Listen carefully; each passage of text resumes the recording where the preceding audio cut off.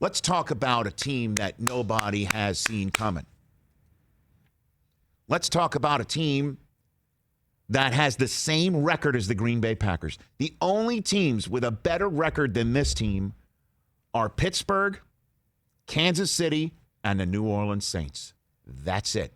Only teams that they're looking up in the entire NFC and the entire NFL, and those are the teams with a better record than them. This team has the same exact record as the Green Bay Packers, who feature many people's MVP of the campaign of 2020 for many rightful reasons in Aaron Rodgers. This 9-3 team is the Cleveland Browns. The Cleveland Browns, who made the biggest and best statement of Week 13. I said it last week a couple times. Put it in for emphasis in my show open. This show is open on Friday, that this team had an opportunity to prove its mettle, had an opportunity to stake a claim, had an opportunity to say that we are ready and we're ready to take a step forward. And the Cleveland Browns went into Tennessee with Tennessee having so much wind at its back, with a punking of the Ravens followed by a punking of the Colts. And Derrick Henry is just steamrolling everybody. And here we thought the Titans of last year were showing up this year, and they still can. Still a lot of time left. But who went into Tennessee yesterday and took Derrick Henry straight out of the game because Derrick Henry can't be run 90 times when you've got to put 90 points on the board because you're so far behind? Who went into Tennessee yesterday and hit the Titans directly in the mouth repeatedly and scored a knockout? I know the second half there was a lot of points scored, but essentially scored a knockout by halftime. The Cleveland Browns did that. The Cleveland Browns are an outstanding football team, and I use that word, outstanding.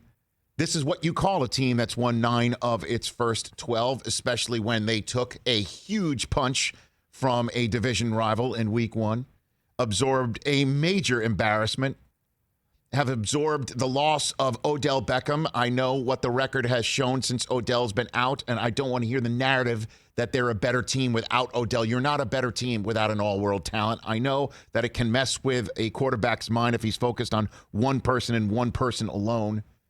But that's not the reason why Baker Mayfield has been so terrific of late, at least I don't think.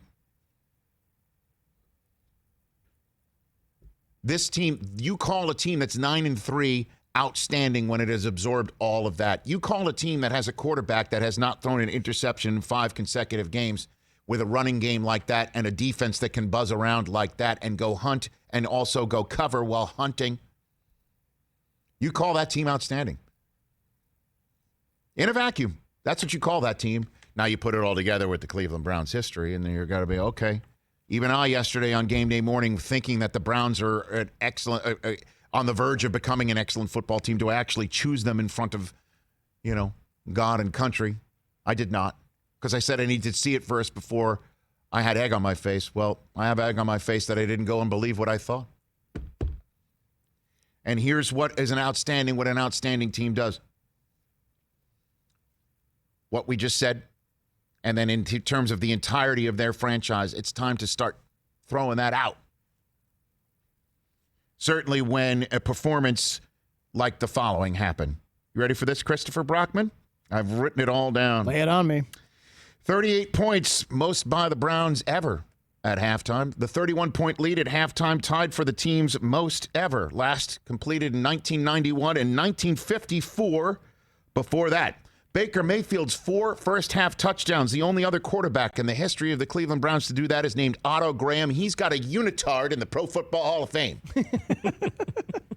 Another fact that you might not know, but yes, that's how long the Browns have been around and used to have excellent people.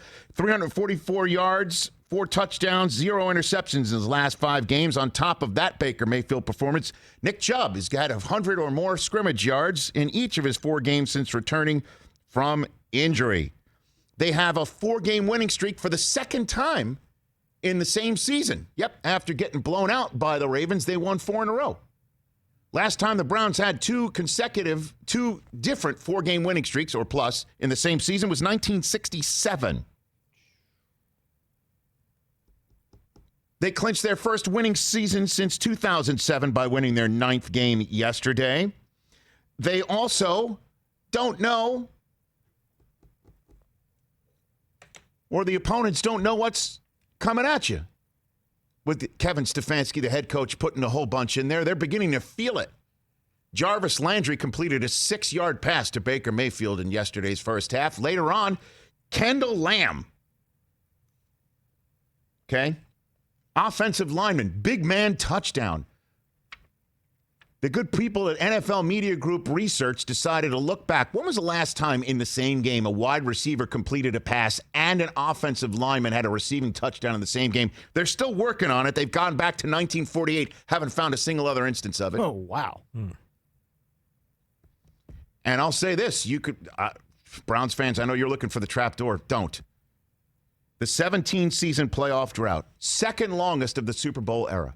3 behind the New Orleans Saints, who started the Super Bowl era with 20 straight seasons of not making the playoffs that they broke in 1986. That 17-season playoff drought, that's about to come to an end because the Cleveland Browns are going to have playoff clinching scenarios. And you know who they might do it against? The Baltimore Ravens. They are coming at you with a very stout, diverse, smart, efficient offense and a defense that's going to come hit you. Well done, Cleveland Browns. Well done. And congrats to you, Browns fans. Stefanski's putting it together. How about that? Week 1, they get blown out, 36-7. You're thinking, same old Browns. They are not. And Mayfield has got the swagger going now, and yeah, he's starting to feel it. Those commercials with him hanging out in the empty stadium and all that you see every single time. Now they're funny, aren't they, Chris? Now they're funny. Uh-huh. By the way, very funny. He's very funny. He's very good in them, but they're much better when you're 9-3. Yes, they are. Not when you're 3-9. Yep. Feel me? Like last year, a little too much Baker Mayfield. This year, can't get enough. Very good. He's funny. He's funny. And then how about this one? At the Giants, no longer one of those just chalk it up to a win. At the Jets and home for Pittsburgh, Week 17. O-M to the G. Cleveland is playing important games and ones in which they can win and make more statements, like against Baltimore. And, of course, Pittsburgh at the end of the season.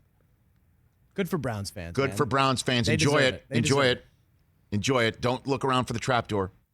Hey, you watched all the way to the end. Thanks for that. Watch more right here.